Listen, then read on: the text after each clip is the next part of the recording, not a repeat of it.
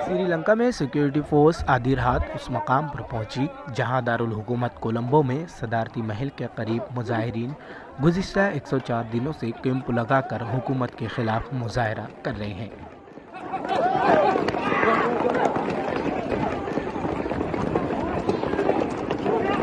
Security force हुकूमत मुखालिफ एहतिजाजी camp पर छापा मार रहे हैं और खैमों को गिराकर मुजाहिरीन को वहां से भगाने की कोशिश कर रहे हैं।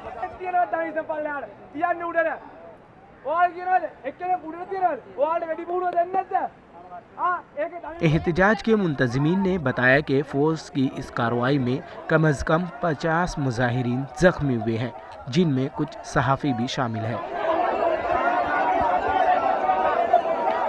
इस पूरे मामले पर बैनुल अक़वामी एजेंसियों और कम्युनिटी ने ट्विटर पर अमरीकी सफ़ीर के नाम एक पैगाम में कहा कि गालिफ़ेस में आधी रात को मुजाहिरीन के खिलाफ की गई कार्रवाई इंतहाई तशवीशनाक है।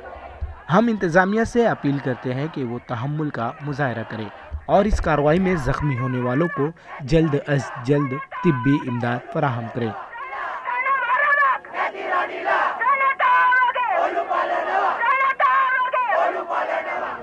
अक़वाम मुत्तहिदा की रेसिडेंट कोऑर्डिनेटर ने एक पैगाम में कहा कि मुजाहिरीन को मुंतशिर करने के लिए सिक्योरिटी फोर्स का इस्तेमाल इंतहाई तशवीशनाक है।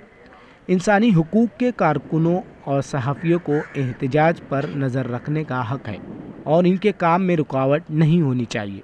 हुकूमत की तरफ से मुजाहिरों को दबाने के लिए या एहतिजाज के लिए किसी मकाम पर मुजाहिरीन के पुरअमन इज्तिमा के ख़िलाफ़ भी इक़दाम श्रीलंका में सियासी इस्तेहकाम और माशी सूरत हाल को मज़ीद धचका दे सकता है।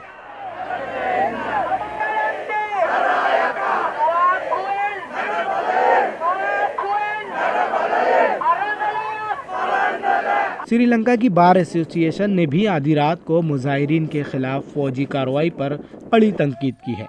श्रीलंका के इंसानी हुकूक कमीशन ने भी इस कार्रवाई पर कड़ी तनकीद करते हुए इसे लोगों के इंसानी हुकूक की खुली खिलाफ वर्जी करार दिया। कमीशन ने कहा कि वो खुद इस मामले की जांच करेगा ताकि अमन व अमान कायम किया जा सके। मुल्क के नए सदर के ओहदा संभालने के बाद भी हुकूमत मुखालिफ मुजाहिरे जारी है, क्योंकि नए सदर विक्रमासिंघे को भी मुल्क में राजपक्षे के इत्तेहादी के तौर पर देखा जाता है।